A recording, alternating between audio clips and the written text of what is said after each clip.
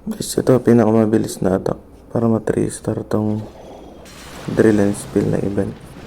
Bali lightning lang doon, tapos dalawang earth. Kas ability ka agad ni King para maubos na monolith. Mas dito lapag tayo ng ice golem.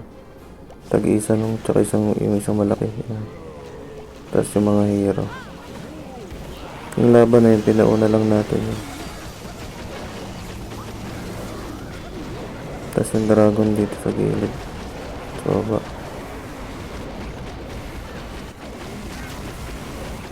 Yung sa minion prince na ability, wag mo natin gamitin.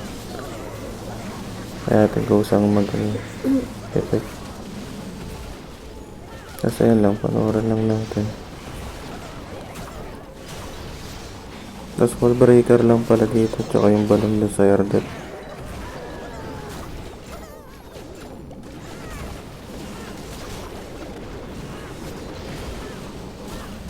Magtira tayo isang wall breaker, tsaka yung Valkyrie, tsaka yung dalawang golem.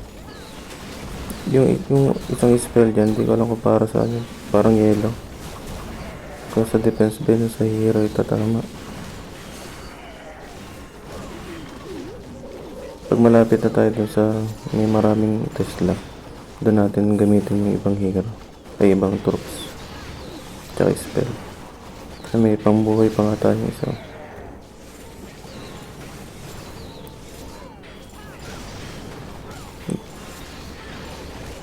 Hintayin lang natin. Ayan. Yung nakalapit. Ilagay natin dyan. Tapos yung pang yelong yan, di ko lang para sa ano. Kaya mahaba pa oras. May 1 minute pa tayo.